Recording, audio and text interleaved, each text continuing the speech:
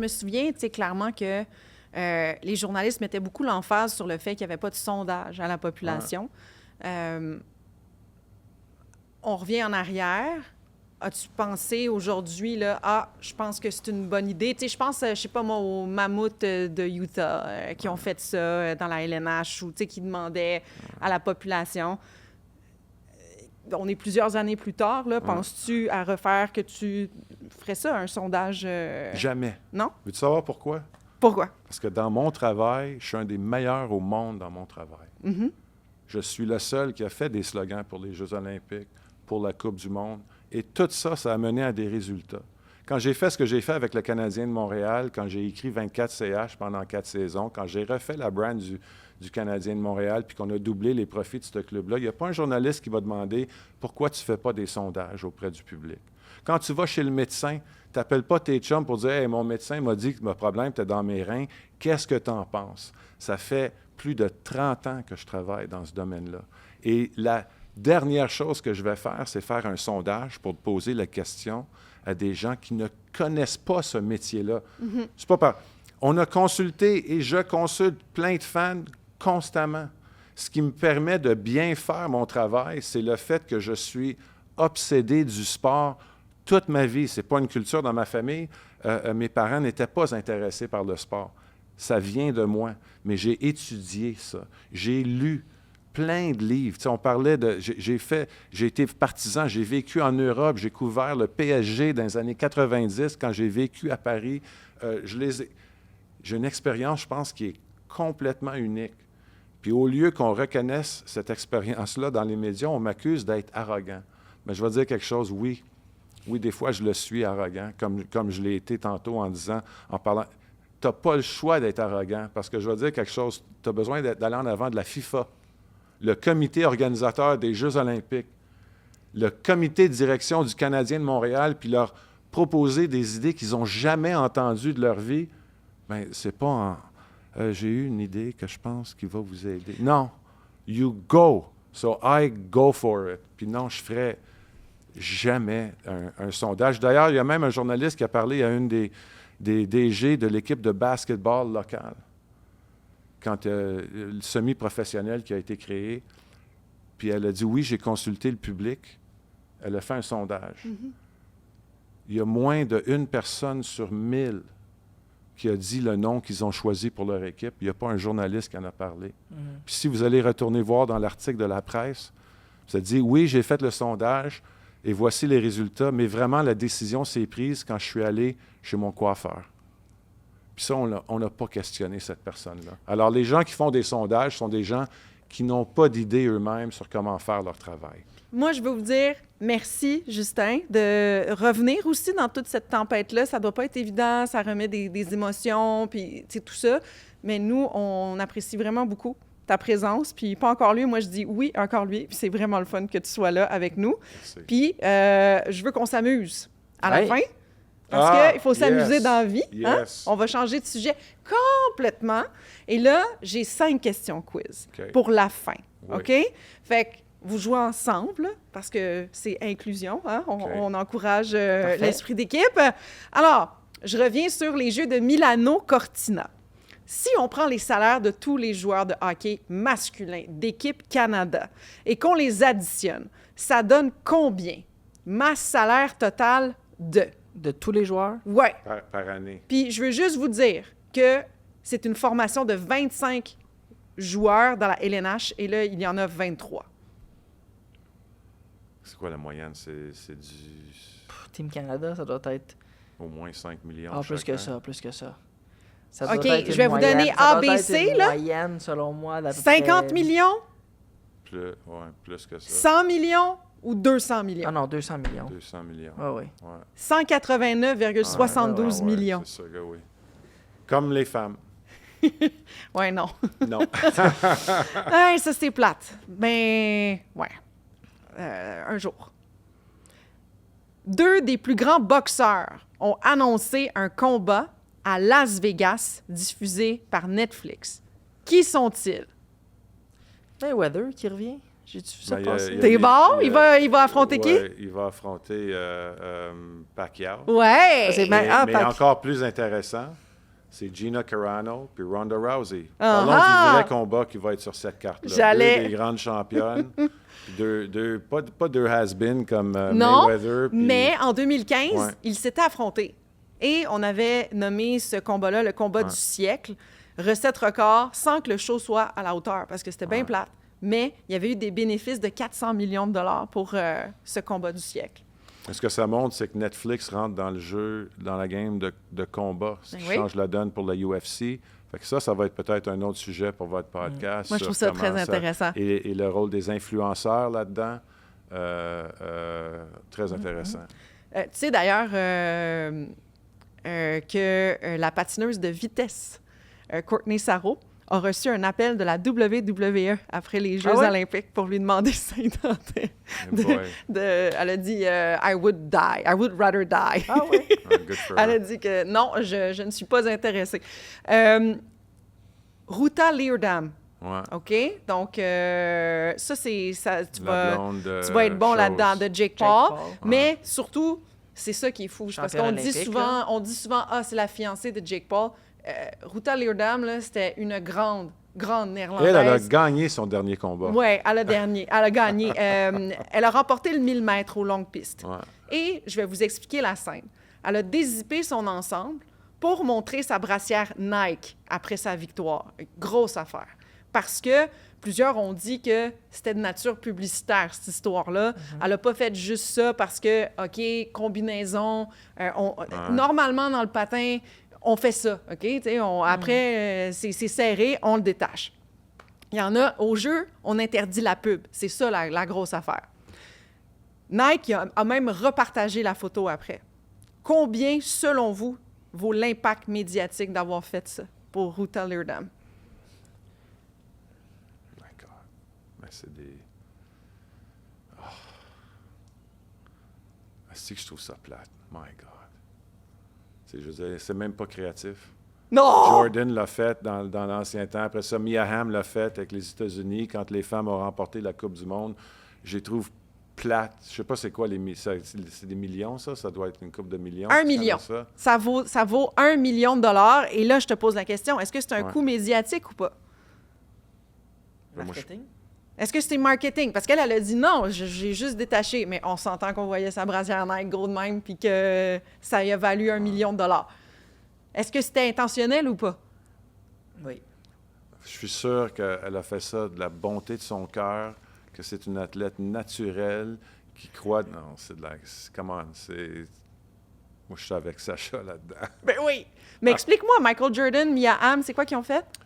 Quand le Dream Team était là, ils ont couvert, ils portaient... C'était des athlètes Nike, puis ils ont recouvert, je pense que c'est Champion qui faisait les uniformes olympiques, fait qu'ils ne voulaient pas porter l'uniforme Champion parce qu'ils disaient que notre commanditaire, c'est Nike. Alors, quand ils ont reçu leur médaille d'or, ils sont allés sur le podium, puis ils ont couvert le logo de Champion avec le drapeau américain. Ça, c'était je pense, les premiers à le faire pour le branding. OK. C'est assez drôle. Jordan ne voulait pas être un athlète Nike, il voulait être un athlète Adidas, puis Adidas ne voulait rien savoir. C'est drôle, hein? Mais pour vous dire que le CEO a accepté ce que Ruta Leerdam a fait. Ils ont dit c'était pas intentionnel, c'est Non, normal. c'était pas des images de Non. personnes mortes sur son casque comme Ben non, comme le- les Ukrainiens, tu sais. Come on! En tout cas, on reviendra pas là-dessus. 4e question. Vous êtes quand même très bon. On va parler de la MLS. Donc, le CF Montréal qui a joué son premier match de la saison. Ça n'a pas super bien été d'ailleurs. 5-0 San Diego FC. ouais. Selon Sportico, où se classe le CF Montréal en termes de valorisation des franchises? Dernier de la Ligue. Ouais, Ouais. ouais. Donc, une valeur moyenne d'une équipe MLS, c'est 767 millions de dollars. 180, là. Première équipe au classement, c'est? Le Inter Miami. Personne. Exactement, avec Ah, 1,45 milliard. Et le CF arrive en dernière position, 430 millions 430. de dollars. Est-ce que moi, j'en ai une riposte à ta question de quiz? Vas-y. Le club a été acheté pour combien? Je pense que c'était 50. 49 millions. C'est ça. Hey, Alors, je suis quand même il pas vaut- pire, il vaut right? combien maintenant? 430 millions. Ah, ouais. Ça coûte quand même des millions de dollars d'exploitation par année. C'est quand même pas un mauvais investissement. Non, c'est pas un mauvais... Mais imagine Ouais. s'il revend ça. Mon Dieu Seigneur. C'est pas ça. OK, je ne dirais pas. Ouais, ça, c'est un autre débat. OK, Ouais. dernière question. Un peu moins cher. Airbnb encourage les gens de Vancouver à louer leur logement lors de la Coupe du monde de soccer. Combien peuvent-ils recevoir en prime si tu mets ton logement là, à louer? Que Airbnb va leur donner. Oui, Oh, OK. Par jour ou par Coupe du monde? par Coupe du monde.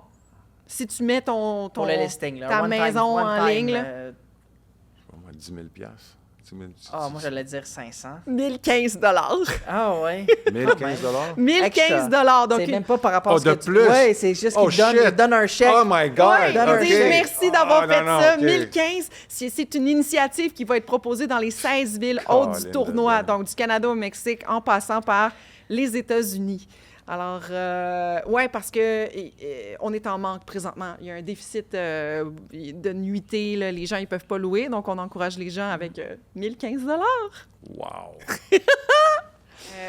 Justin, Oui. là, je connais le dossier parce que Charles, mon mari, fait partie de la campagne Pas des juste patins. partie de la campagne. Je suis allé chercher le meilleur patineur de vitesse qu'on a produit pour Exact. porter mon patin. Mais oui, c'est ça. Sauf que, tu vois, c'est vrai, c'est mon mari. C'est une machine. Oui, c'est une machine. Et patin Daou.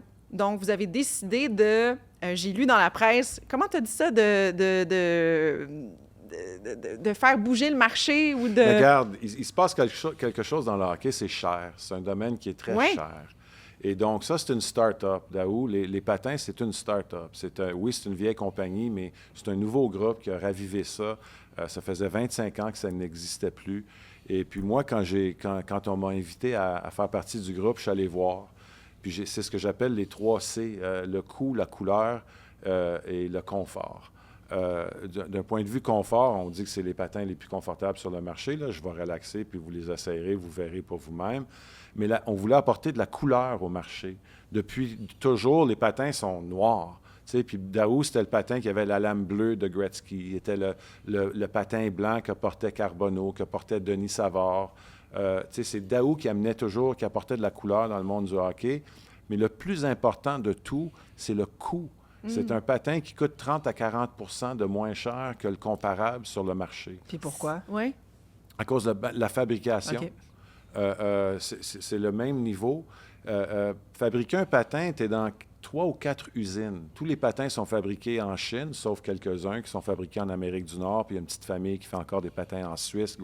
C'est une longue histoire, là, mais généralement, 98 du marché, quelque chose de même, c'est tout en Chine, puis c'est 3 ou 4 usines où que tu dois aller voir. Mais nous, ce qu'on ne fait pas, c'est des quarts de taille, des demi... On fait une taille, une largeur, ce qui nous permet de faire une production d'un patin qui est de la plus haute qualité, mais qui est plus abordable que le marché. Puis il y a aussi d'autres facteurs, comme j'ai l'impression les investissements, la pub, tout ça, qui vont nous permettre, parce qu'on est encore en mode start-up.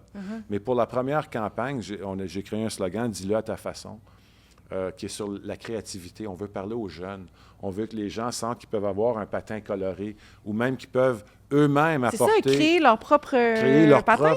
propre design, leur propre... On travaille sur toutes sortes d'affaires comme ça, mais au tout début, parce que je suis un sentimentaliste, Maurice Richard portait des Daou.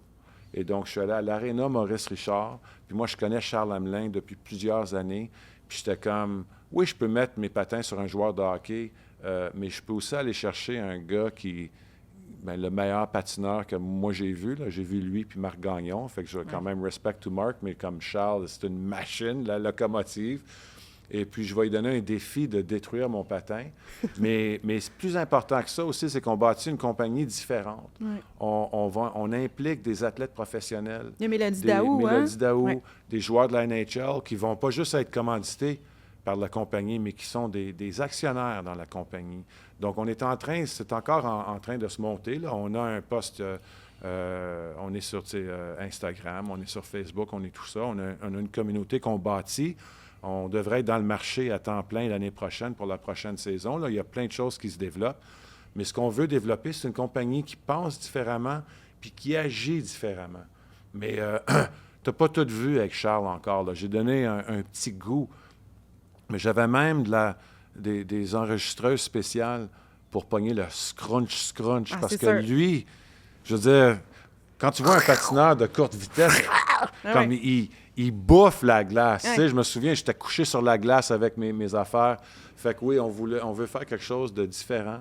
On veut faire quelque chose qui est un peu plus abordable pour qu'il y ait plus de jeunes qui puissent Ça jouer coûte au combien hockey. normalement, des patins? Bien, là, tu peux avoir des patins de haute qualité. Ça va dans les 1000, 1500 dollars. Wow. Quand même. Qu'est-ce qui t'a intéressé par ce projet-là?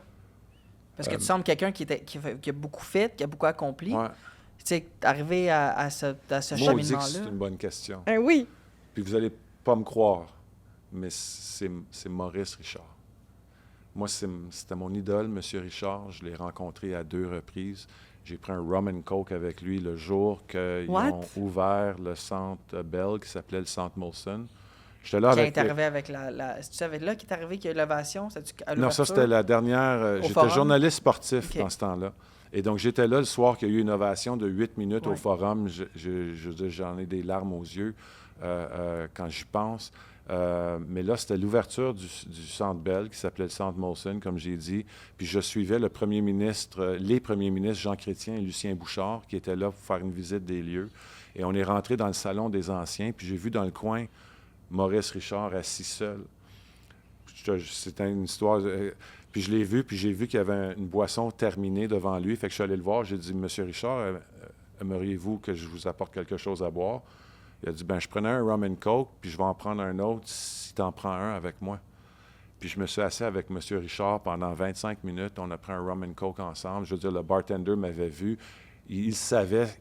J'ai même pas eu besoin de commander. Il me les a donnés.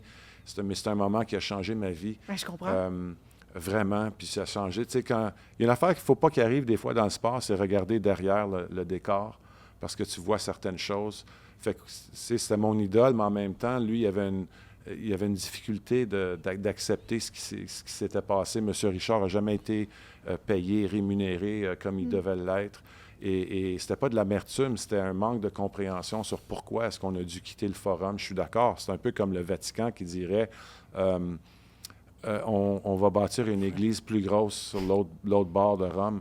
Je veux dire, pour moi, c'est une folie. Il y avait une magie, il y a les fantômes du forum. Et donc, ça m'a changé, ça m'a marqué. Mais quand les gars sont venus me voir pour Daou, je vais dire la vérité, j'ai été 4 ans directeur de création du Canadien de Montréal. J'ai fait 24 CH pendant 4 saisons.